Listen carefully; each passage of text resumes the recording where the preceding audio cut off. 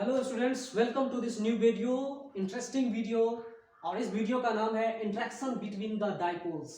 Interaction between the dipoles मतलब ये है कि दो डाइपोल अगर रखे हुए हैं, दो मैग्नेटिक डाइपोल अगर हमने रख दिया या दो बार मैग्नेट अगर हमने रख दिया तो उन दोनों के बीच में क्या इंट्रैक्शन होती है, क्या कहानी बनता है। तो ये जो कहानी है, ये जो स्टोरी है, ये किन चीज़ों के ऊपर डिपेंड है वो हमें समझना है कि दो डाइपोल को अलग अलग ओरिएंटेशन से अलग अलग ओरिएंटेशन में रखेंगे। मतलब एक ओरिएंटेशन हमने रख दिया dipoles along line joining their centres, दूसरा हमने रख दिया the dipoles are perpendicular to each other, है ना। तो इस तरह के जो सिचुएशंस आते हैं, जो कंडीशंस आते हैं, उस कंडीशन में कहानी क्या बनती है, क्या क्या होता है, व्हाट आर द फैक्टर्स, क्या क्या होगा, क्या इसके ऊपर टॉर्क एक्सर्ट होगा, टॉर्क अगर एक्सर्ट होगा तो कितनी वैल्यू होगी, कपल की वैल्यू कितनी है वो भी जानना जरूरी है, फोर्स कितना है, फोर्स हम कैसे निकालेंगे वो भी जानना जरूरी है। देन आफ्टर हमें और क्या जानना जरूरी है भाई, पोटेंशियल एनर्जी। ये पोटेंशियल एनर्जी कैसी है, तो मैग्नेटिक पोटेंशियल एनर्जी हम समझेंगे। मैग्नेटिक पोटेंशियल एनर्जी, या नहीं तो आप इसको इंट्रैक्शन एनर्जी भी कह सकते हैं, ठीक है। तो वो सब चीजें हमें क्या करना है, इस टॉपिक के अंतर्गत पढ़ना है, interaction among the magnetic dipoles. Now the topic is interaction between the magnetic dipoles. और ध्यान से इस वीडियो को वॉच कीजिए, ऑब्जर्व कीजिए, स्टडी कीजिए और देखिए कि कैसे इंट्रैक्शन होता है दो मैग्नेटिक डाइपोल्स के बीच में। तो पहला हमने कंडीशन डाल दिया dipoles along line joining their centres. दो डाइपोल हमने रख दिया और दोनों डाइपोल को हमने एक लाइन में रख दिया, एक लाइन में। और वो कौन लाइन है, that line is the line joining their centres, that line is the line joining there centre, जो उनके सेंटर को क्या कर रहा है, ज्वाइन कर रहा है, उनके अलोंग हमने रख दिया इस तरह से। तो अब क्या कहानी होगी वो समझिए। पहला बार मैग्नेट हमने इसको माना, पहला बार मैग्नेट ये और दूसरा बार मैग्नेट ये, हमने दो दो बार मैग्नेट को रख दिया यहां पर इस तरह से। तो क्या होता है, देखिए यहां पर सबसे पहले बार मैग्नेट जो हमने यहां पे रखा है, ये बार मैग्नेट यहां पर मैग्नेटिक फील्ड क्रिएट करता है, ठीक है। और यहां हमने मैग्नेटिक फील्ड B1 हमने रिप्रेजेंट करके दिखा दिया है। एक्चुअली यहां भी करता है लेकिन यहां हम लोग दिखा रहे हैं मैग्नेटिक फील्ड को। और ये जो हमने सेकेंड मैग्नेटिक मटेरियल रखा है, बार मैग्नेट रखा है, इसके वजह से जो मैग्नेटिक फील्ड क्रिएट होती है उसको हमने यहां दिखाया है। गौर से देख रहे हैं आप लोग, है ना। तो मैग्नेटिक फील्ड B2 यहां पर भी है, लेकिन हमें इसके ऊपर क्यों हमने यहां दिखाया, B1 को हमने इधर क्यों दिखाया, B2 को हमने इधर इसलिए दिखाया क्योंकि इस बार मैग्नेट की वजह से कितना मैग्नेटिक फील्ड क्रिएट हो रहा है और इसके ऊपर क्या असर डालता है वो हम लोग समझते हैं। So the topic is interaction among the dipoles and what is the interaction energy between these dipoles, ये हमको समझना है। एंड द पहला कंडीशन है dipoles along line joining their centres. दो मैग्नेटिक पोल्स को हमने रख दिया है और उन दो मैग्नेट को हमने क्या कर दिया है, ऐसे रख दिया, इस पोजीशन से रखा है हमने। These magnetic poles are placed along the line joining their centers। तो कहानी क्या बनती है, क्या क्या सिचुएशंस होती है, क्या क्या उससे इफेक्ट पड़ते हैं, उस चीज को हमको समझना है, ठीक है। जो ये बार मैग्नेट है ये भी दूसरा बार मैग्नेट है, दिख रहा है आपको, क्लियर कट दिख रहा है, ठीक है। चलिए, तो ये जो बार मैग्नेट है, इस बार मैग्नेट के ऊपर, ठीक है, क्या क्या असर डालता है, क्या क्या प्रभाव डालता है, क्या क्या इफेक्ट डालता है, वो हमको समझना है। What are the effects due to first और second magnetic substance on the other substances, ठीक है, ये हमें समझना है। तो magnetic dipole moment due to first magnet is denoted by m1 vector. और डायरेक्शन हमने दे दिया, मतलब हमने वेक्टर दे दिया m1 vector, it has magnitude m1, direction is shown as in the figure. But m2 direction क्या है, मैग्नेटिक डाइपोल मोमेंट जो सेकंड मैग्नेट बार मैग्नेट का उसकी वजह से क्या है, m2 है, its direction is towards right direction की तरफ है, जो हमने दिखा रहे हैं। और हमेशा आपको पता होना चाहिए कि बार मैग्नेट की जो मैग्नेटिक मोमेंट की डायरेक्शन होती है वो हमेशा साउथ से नॉर्थ डायरेक्शन की तरफ होगा, इधर भी साउथ से नॉर्थ डायरेक्शन की तरफ है। क्लियर कट आपको दिख रहा है, कोई दिक्कत नहीं है। लेकिन जो ये डायग्राम बता रहा है, अपने आप में डायग्राम बहुत कुछ बता रहा है। यहाँ देखिए हमने जिस तरह से प्लेस किया, साउथ पोल यहाँ, नॉर्थ पोल यहाँ, साउथ पोल यहाँ, नॉर्थ पोल यहाँ, इस तरह से ये दिख रहा है कि ये जो अपोजिट पोल्स फेस कर रहे हैं ना, ये अपोजिट पोल्स फेस करने की वजह से ये एक दूसरे को अट्रैक्ट करते हैं। Now this poles attract each other, attract करने की वजह से इनके बीच में अट्रैक्टिव फोर्स आ रहा है। ये अट्रैक्टिव फोर्स मैग्नेटिक फोर्स कहलाता है। इतनी बात तो समझ में आ गई होगी कि यहाँ अट्रैक्टिव फोर्स है। और बहुत सारी चीजें हैं। यहाँ देखिए नॉर्थ पोल को रिपेल करेगा। फिर देखिए इस नॉर्थ पोल, फिर यहाँ देखिए क्या होगा, इस नॉर्थ पोल को ये साउथ पोल अपनी तरफ अट्रैक्ट करेगा। लेकिन इन दोनों के नजदीक होने से क्या कहानी है, क्या असर है, वो देखिए। वो असर यही है कि अट्रैक्टिव फोर्स हो रहा है।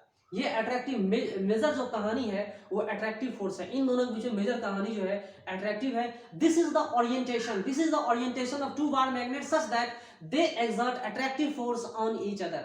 This is the orientation in which this two bar magnets exert magnetic force on each other. एक दूसरे को क्या करते हैं, अट्रैक्ट करते हैं। अट्रैक्शन करने की वजह से क्या होता है, एक दूसरे को नजदीक लाना चाहेंगे।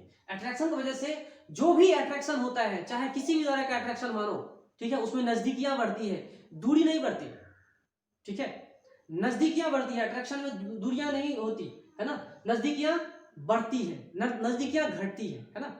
चलिए यहाँ पर M1 मैग्नेटिक मोमेंट हमने फर्स्ट बार मैग्नेट की वजह से रखा, M2 सेकेंड बार मैग्नेट की वजह से रखा। ये अट्रैक्शन है इन दोनों के बीच में, ठीक है। चलिए तो सवाल मेरा ये है कि इस बार मैग्नेट के वजह से यहां तो मैग्नेटिक फील्ड क्रिएट हो गया, और ये जो मैग्नेटिक फील्ड होगा अलोंग दिस एक्सिस और ये डायरेक्शन इधर ही है। ये तो क्लियर कर पता चल रहा है भाई, क्लियर कर पता चल रहा है। लेकिन इस बार मैग्नेट के वजह से इस जगह पे मैग्नेटिक फील्ड की डायरेक्शन भी क्या है, सेम डायरेक्शन में है। तो सवाल ये है, क्वेश्चन ये है, प्रश्न ये है कि ये जो बार मैग्नेट है, फर्स्ट बार मैग्नेट, यहां मैग्नेटिक फील्ड क्रिएट कर रहा है, तो क्या इसको रोटेट कर सकता है? क्या रोटेटिंग इफेक्ट है? क्या इसके ऊपर में कुछ भी टॉर्क एक्सर्ट कर रहा है? ये हमें बताओ, ये आप हमें बताओ कि ये बार मैग्नेट क्या इसके ऊपर में कुछ टॉर्क एक्सर्ट कर रहा है? और टॉर्क का वैल्यू आपको पता है, torque is equal to m cross B. m cross B आता है, तो यहां पे देखिए सेकंड या फर्स्ट टॉर्क, हमने इसके ऊपर टॉर्क मानते हैं, टॉर्क 1। यहां देखिए मैं क्लियर कट आपको दिखा रहा हूं, बता रहा हूं, समझा रहा हूं, समझिए और ध्यान से वीडियो को देखिए।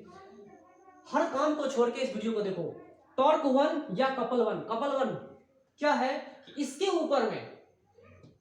ऊपर में एक्सर्ट हो रहा है या इसके ऊपर एक्सर्ट हो रहा है, वो देखिए। तो M1 cross M2, M1 cross B2 vector, M1 cross B2 vector, जो टॉर्क है वो किसके द्वारा एक्सर्ट हो रहा है? किसके द्वारा एक्सर्ट हो रहा है भाई? तो बार मैग्नेट सेकंड ने फर्स्ट मैग्नेट के ऊपर जो टॉर्क एक्सर्ट कर रहा है वो क्या बन रहा है, वो कितना हो रहा है, that is equal to M1 cross B2। B2 की वैल्यू मतलब इसका मैग्नेटिक फील्ड यहां कुछ ना कुछ होगा, दैट इज कॉल्ड B2। तो M1 cross B2, both this vectors are parallel to each other. ये दोनों वेक्टर्स क्या है, पैरेलल टू ईच अदर है। तो क्रॉस की वैल्यू क्या होगी, 0 वैल्यू आ जाएगी, because cross vector of two parallel anti parallel vectors is equal to 0। दोनों के दोनों वेक्टर्स क्या है, सेम डायरेक्शन में है, जिसके वजह से इसके ऊपर में टॉर्क की वैल्यू क्या आ जाती है भाई, 0 वैल्यू आ रहा है। मतलब ये हुआ कि ये मैग्नेट, इस मैग्नेट को कुछ भी रोटेट नहीं कर पा रहा। This bar magnet has no capacity to rotate the first magnet.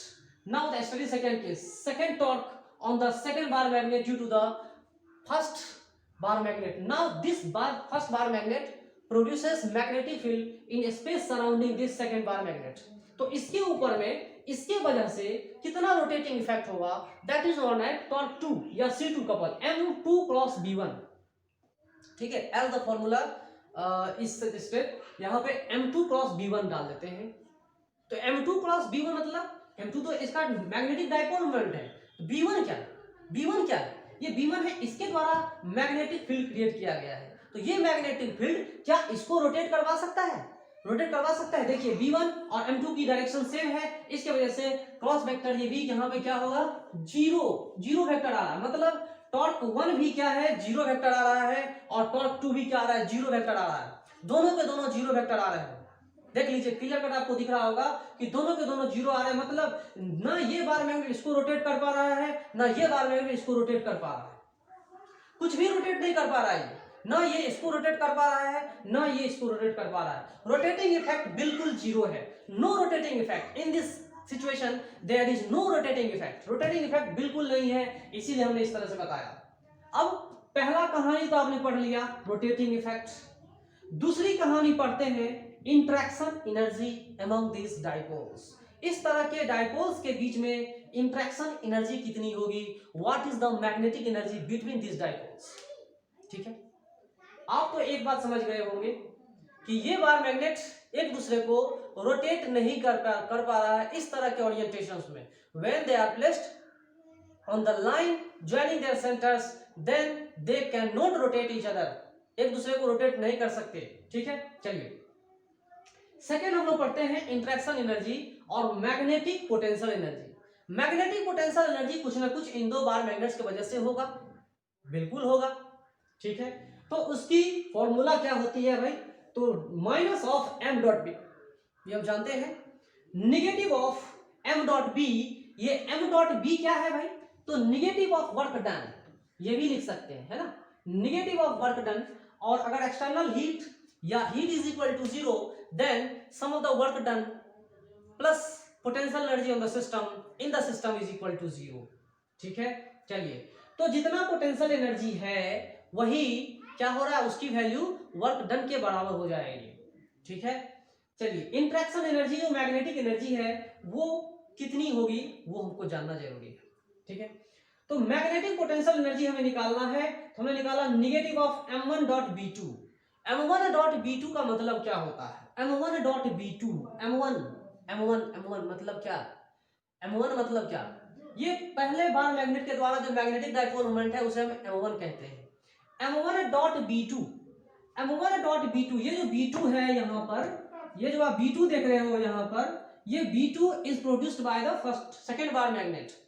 अब ये मैग्नेटिक फील्ड, मैग्नेटिक मोमेंट, तो ये जो मैग्नेटिक फील्ड यहाँ क्रिएट कर रहा है, ये क्रिएट होने की वजह से यहाँ कुछ ना कुछ मैग्नेटिक एनर्जी प्रोसेस करेगा इसके द्वारा, मतलब इंटरेक्शन हो रहा है इन दोनों के बीच में, इंटरेक्शन हो रही है, बातचीत हो रही है, कुछ ना कुछ चल रहा है, गुपचुप कुछ ना कुछ चल रही है। गुपचुप ये चल रहा है कि इन दोनों के बीच में जो एनर्जी है मैग्नेटिक पोटेंशियल वो कितनी है। तो ये तो मैग्नेटिक फील्ड इतना दे दिया, और ये मैग्नेटिक फील्ड और ये मैग्नेटिक डाइपोल मोमेंट एक दूसरे से इस तरह से रिलेटेड है मैग्नेटिक एनर्जी, है ना। तो magnetic potential energy minus of m1 dot m2 that is equal to minus of m2 dot b1। ठीक है, तो आप इस तरह से देख सकते हो कि इतनी वैल्यू आएगी। ठीक है, बोलोगे सर ये कैसे आपने निकाल दिया, ये आपने कैसे निकाल दिया, ये काफी आसान है। आप b1 की वैल्यू पता कर लो या b2 की वैल्यू पता कर लो, क्या कहानी बन रही है वो देखो।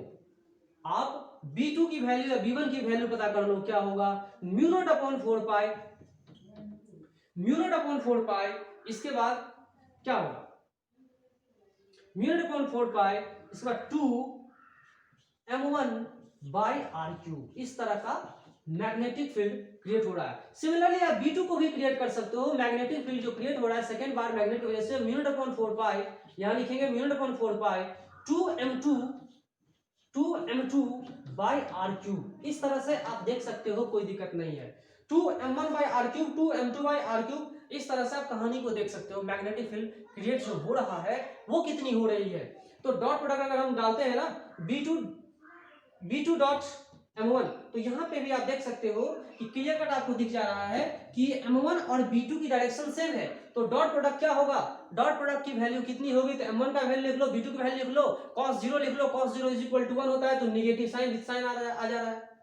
ठीक है, ये जो नेगेटिव साइन आ रहा है ये क्या बता रहा है, ये जो पोटेंशियल एनर्जी है ये क्या बता रहा है अपने आप में, ये बता रहा है कि इतनी एनर्जी देनी होगी इन दोनों को इनफाइनाइट सेपरेशन पे ले जाने के लिए। बाइंडिंग एनर्जी है, एक दूसरे को पकड़ के रखा है, अब बाइंडिंग एनर्जी भी कह सकते हो इसको। पोटेंशियल एनर्जी मतलब इस दोनों का इस तरह से कॉन्फ़िगरेशन है कि ये बाइंडिंग एनर्जी दूसरे को बांध के रखा है, इतनी एनर्जी से उन्होंने बांध के रखा है, एक दूसरे को क्या कर दिया है, यहाँ पर बांध के रखा हुआ है ना। तो जो ये बांध के रखे हुए हैं, तो इतनी एनर्जी से एक दूसरे को बांध के रखे हुए हैं, तो ये बांध के रखे हैं, तो चलिए बहुत अच्छी बात है। इतनी एनर्जी हमें सप्लाई करनी होगी एक दूसरे को इनफाइनाइट सेपरेशन में ले जाने के लिए, मतलब पोटेंशियल एनर्जी को जीरो करने के लिए। ठीक है, चलिए ये तो हमने बता दिया। अब अट्रैक्टिव फोर्स है, अट्रैक्टिव फोर्स है, चलिए फोर्स जो भी है, तो हमने पहले पढ़ लिया interaction energy among this 2 bar magnets, ये 2 बार मैग्नेट्स के बीच में इंटरेक्शन एनर्जी तो हमने पढ़ लिया। अब हमारे पास अगला जो सिचुएशन आ रहा है, केस जो आ रहा है वो क्या है, what is the force between them, इन दोनों के बीच में फोर्स कितना है। तो ये समझिए कि जो भी मैग्नेटिक फील्ड क्रिएट हो रहे हैं, the magnetic field created by these two bar magnets are the conservative magnetic fields. जो भी मैग्नेटिक फील्ड क्रिएट हो रहे हैं, ये पहला मैग्नेट है, दूसरा मैग्नेट है, इन दोनों के द्वारा जो मैग्नेटिक फील्ड क्रिएट हो रहा है, these two fields are conservative fields. Conservative field के लिए ही फोर्स हम निकाल सकते हैं, ठीक है। नॉन कंजर्वेटिव फील्ड के लिए हम फोर्स नहीं निकाल सकते हैं।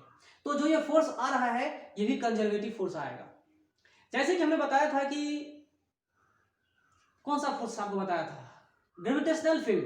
तो ग्रेविटेशनल फील्ड क्या होता था, ग्रेविटेशनल फील्ड क्या होता था, कंजर्वेटिव फील्ड होता था। तो उसके कॉरेस्पॉन्डिंग जो फोर्स आती थी ग्रेविटेशनल फोर्स, वो भी कंजर्वेटिव फोर्स होती थी, ठीक है। इलेक्ट्रोस्टैटिक्स में भी मैंने आपको बताया था कि electrostatic electric field is a conservative field and against this field, for this fields we can derive the force also, force हम डिराइव कर सकते हैं, ठीक है। तो वो फोर्स भी कंजर्वेटिव फोर्स कहलाता है।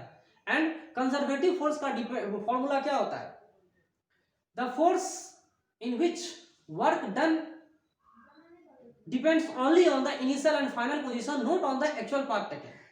तो एक्चुअल पार्ट टेकन पे जो वर्क डन करता है वो नॉन कंजर्वेटिव फोर्सेस के ऊपर डिपेंड करता है, जो कि फ्रिक्शनल फोर्सेस है, विस्कस फोर्सेस है, बहुत सारे फोर्सेस हैं। लेकिन यहां जो कहानी बन रही है वो क्या है, मैग्नेटिक फील्ड के अगेंस्ट में हम लोग काम कर रहे हैं। तो मैग्नेटिक फील्ड में या अगेंस्ट में जो कुछ भी है उसके लिए जो फोर्स बन रहा है वो कंजर्वेटिव फोर्स आ रहा है, इसीलिए हम यहाँ फोर्स निकाल सकते हैं। This force is conservative force and the magnetic field here is called conservative magnetic field. तो negative of d by d r, negative of d by d r आप इसको डिफरेंशिएशन करके बता सकते हो कहानी में क्या होगी, है ना। माइनस माइनस प्लस, यहाँ देखिए minus D by d are अगर हम निकालते हैं तो क्या आ रहा है, माइनस माइनस यहाँ पे प्लस आ जा रहा है, और जब हम डिराइव करेंगे तो फिर एक बार माइनस आएगा। देखिए यहाँ पर माइनस, यहाँ पर माइनस, माइनस माइनस प्लस, फिर यहाँ डिफरेंशिएट कीजिए माइनस आ जाएगा, म्यू नॉट अपॉन 4 पाई, क्या लिखेंगे, म्यू नॉट अपॉन 4 पाई 2 m1 इंटू m2, यहाँ पे r माइनस 3 था तो कितना होगा 6 m1 into m2 by r4। देखिए दिस इज द फोर्स, ये जो फोर्स आ रहा है ये निगेटिव साइन में आ रहा है, निगेटिव साइन में आ रहा है, मतलब आपको क्लियर कट पता चल रहा है कि इस तरह के फोर्स क्या है, अट्रैक्टिव फोर्स है। This type of force is called attractive force because the sign here is negative, here sign is negative, यहाँ पे साइन क्या है, नेगेटिव है। चलिए अगर नेगेटिव साइन है तो बहुत अच्छी बात है, बहुत अच्छी बात है। तो आपको ये चीज पता चल गया होगा कि force is directly proportional to product of the magnetic dipole moment of the two dipoles if and only if r is constant, अगर r हमारा कांस्टेंट है तो। दूसरी कहानी देखिए कि this type of attractive force is directly inversely proportional to r4, r के fourth power पे डिपेंड कर रहा है, if and only if, condition है if and only if m1 and m2 क्या है, कांस्टेंट है। तब m1 एंड m2 कांस्टेंट है तब ये कहानी बन रही है। देख लीजिए इस तरह की बात हम तभी कह सकते हैं जब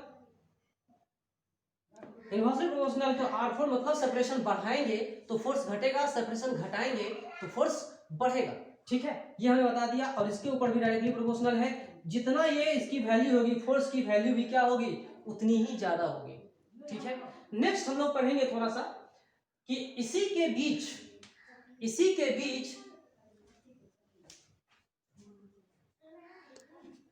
बीच अगर हमने कॉन्फ़िगरेशन को चेंज कर दिया, इतना तो बात आपके समझ में आ गई होगी कि दो बार मैग्नेट्स हैं और हमने अट्रैक्टिव फोर्स को ऑब्जर्व किया था।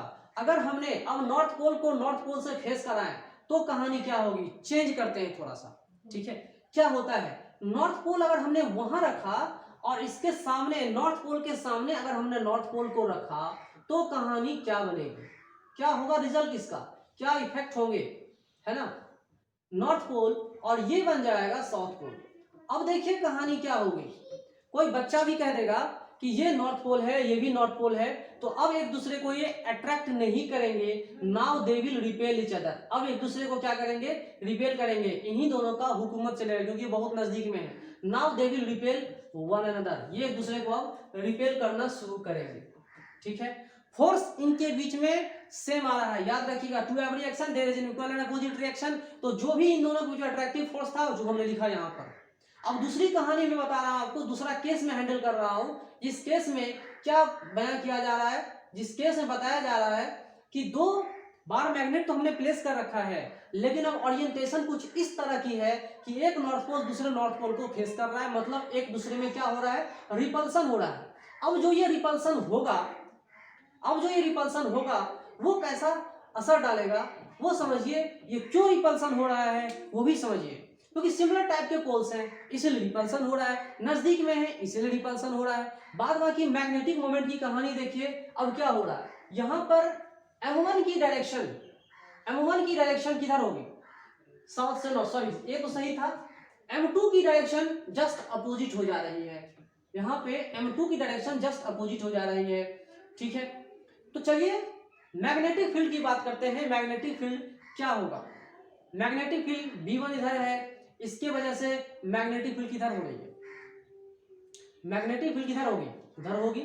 चलिए ठीक है, अगर मैग्नेटिक फील्ड इधर है तो ठीक है। तो जो कुछ भी है, अब आप देखिए रिपल्सन तो हो रहा है, यहाँ पे अट्रैक्शन नहीं हो रहा है। अब now there is no attraction between them, now they repel each other, now they repel each other, एक दूसरे को ये रिपेल करते हैं, धकेलते हैं, रिपल्सन हो रहा है ना, एक दूसरे को पसंद नहीं कर रहे, धकेल रहे हैं। टॉर्क की बात करें, पहला टॉर्क 1 C1 की बात करें, कपल वन मतलब M1 cross B2, M1 cross B2 मतलब M1 और B2 दोनों एंटी पैरेलल है तो ही रिजल्टेंट 0 है। देखिए रोटेटिंग इफेक्ट बिल्कुल नहीं हो रहा है। सेकंड टॉर्क C2 देखिए, M2 cross B1 anti parallel है तो भी रोटेटिंग इफेक्ट क्या हो रहा है, 0। पोटेंशियल एनर्जी की बात करते हैं, इंट्रैक्शन एनर्जी की बात करते हैं। इंट्रैक्शन एनर्जी में M डॉट बी मतलब ये देखिए M डॉट बी एक दूसरे के अपोजिट में आ रहे हैं, यहाँ क्या होगा प्लस, यहाँ क्या हो जाएगा, जो रिजल्ट में आएगा वो क्या होगा, प्लस हो जाएगा। तो प्लस माइनस माइनस और अंत में जो हम फोर्स निकालेंगे तो ये प्लस में आ जाएगा, यहाँ रिपल्सिव फोर्स लिखेंगे। जब फोर्स पॉजिटिव में आ जाता है तो क्या होता है, रिपल्सिव कहलाता है। बाद बाकी सारी कहानी सेम है, खुद जाके आप घर पे स्टडी करना, देखना कि क्या बात हो रही है, ठीक है। फिर मुझे आप कहना है ना, खुद सोचो, अगर मैंने आपको हर चीज बता दिया तो फिर आप क्या करोगे, ठीक है। नेक्स्ट वीडियो के ऊपर हम लोग फोकस करेंगे, ठीक है। ये पहला हमने सिचुएशन डाल दिया, कॉन्फ़िगरेशन, ओरिएंटेशन। अब दूसरे ओरिएंटेशन के ऊपर हम लोग ध्यान देंगे, ओके।